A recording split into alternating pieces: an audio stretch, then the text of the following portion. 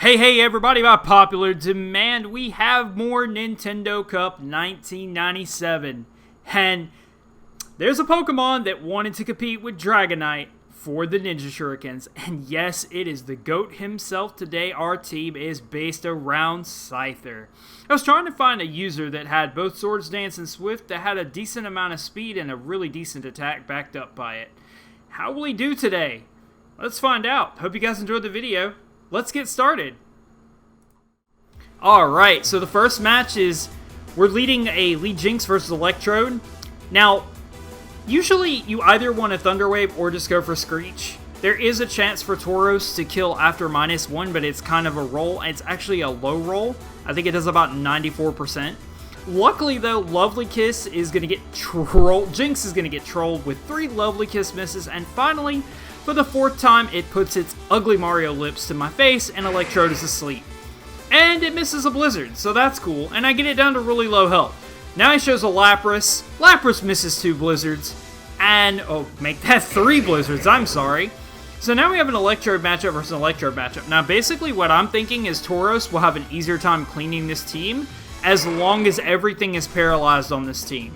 And even after 2 double teams, the Stubborn Bull puts his stuff together and knocks down 66% of the smiling Electrode's health.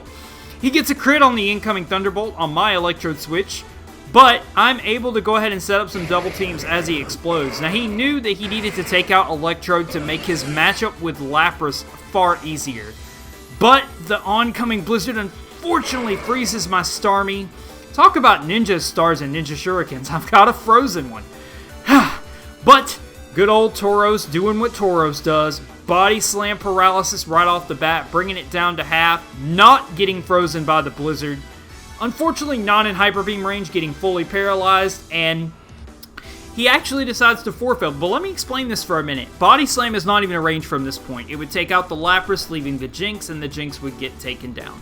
So that is Game 1. Let's go ahead and jump right into Game 2. And this one has had me on the edge of my seat. I mean, look at this guy's team. It's absolutely stacked. Starmie, Tauros, Chansey, Snorlax, Jinx, and Jolteon. The 2 aces being Tauros and Starmie. Let's go ahead and get right into it.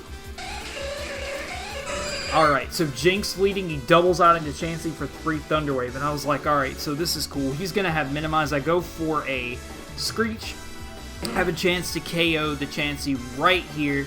I am completely okay with Lax getting paralyzed because that means Jinx can't sleep me or freeze me, Chansey can't freeze me, and Starmie and Tauros can't freeze me. So I get an 85% with that Screech, and I go out to Scyther because I'm seeing an opportunity to set up some Swift shenanigans.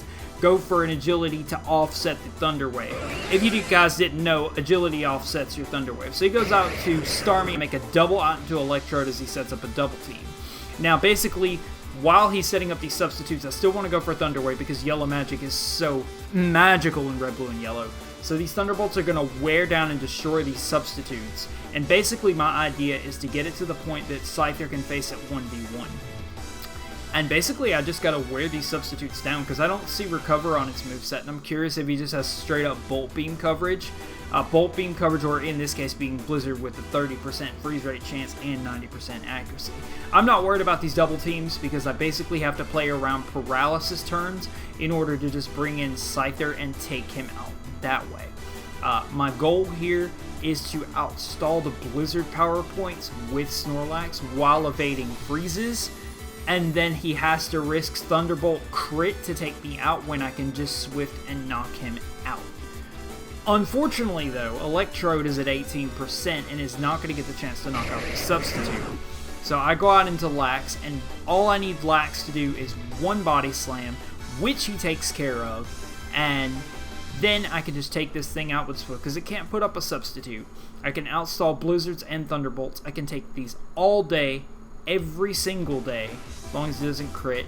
And right here, he does get the he does not get the freeze on this turn as I rest off all of that damage. Thunderbolt incoming, followed by another Thunderbolt, And basically, I'm going to wake up on this turn. He goes for Blizzard, and on my wake up, he gets me frozen! Even with these full paralysis, unfortunately, the freeze affliction does not get lifted in Generation 1. He knows Jinx is free because Scyther is already paralyzed. Now, I want to talk about those turns that I could have doubled out. Now, I was so excited right here because Hyper Beam would have been so lit because it would have given me a chance to take out Starmie with the Swift and then take out Chansey from that range with a Swift. I just would have, well, actually, I would have outsped Chansey since we're both paralyzed. Just had to risk full paralysis. There were turns I could have doubled into Scyther on those double paralysis turns, but that was so risky. Like I said, guys, this game had me on the edge of my seat the entire time, and a fantastic game by my opponent. Alright, guys, I got one last game for you. Let's go ahead and get right into it. Alright, Executor leading an Electrode. I decided to go ahead and go for a Screech. I'm completely okay with dealing with a Sleep Powder. He sets up a double team, and I'm like, please, Yellow Magic. Please, please, Yellow Magic. Thunder Wave comes in. He gets a second double team off. I go out into Scyther. Now, particularly, I wanted to show off Swift, guys. My thing is, the amount of people using double team in this metagame is crazy. I have a guaranteed chance to 3-hit KO this thing, but Swift actually misses! How do you throw tons of Ninja Shurikens and miss 3 heads? I don't understand this. So now Electrode comes in after all of these double teams. We're at 29% with the Electrode.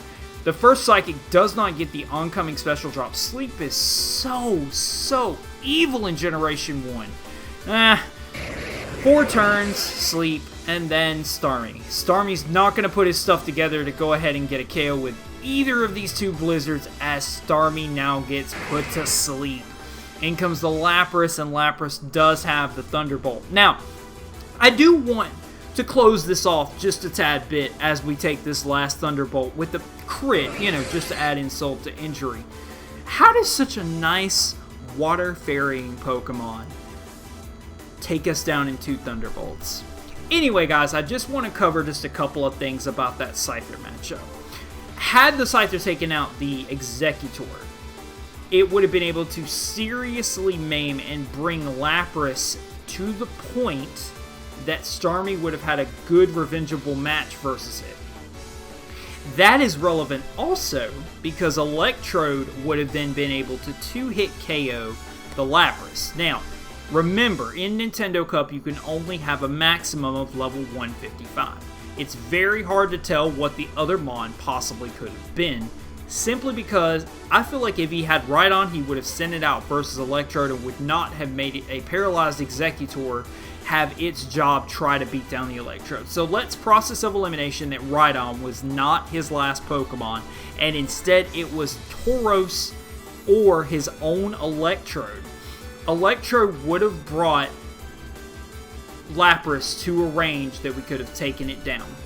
Had it been Tauros and we were set up, we could have 3-hit KO'd it and tried to work around Body Slam with agility, and we would have also been faster than Electrode with some Swords Dance setup, and we could have plowed through both Tauros and also Electrode using the setup we had. If it was Jinx at level 55, with Swords Dance and Agility combined after the setups we already had, we would have been able to mow down and get to one of the last 2 Pokemon. So I feel like that was a much closer game. But guys, leave in the comment down below. Drop a comment down below and let me know which Pokemon you think was in that last team. And thank you guys so much for the support and watching. Thank you guys so much, and I'll see you guys next time. Take care. Oh, last very small important thing. Extra special thanks to Angel of the Night 091 for all of the help in Premiere and editing and such. His link is down below in the description. You need to check him out if you haven't done so. And until next time, guys, I'll see you then.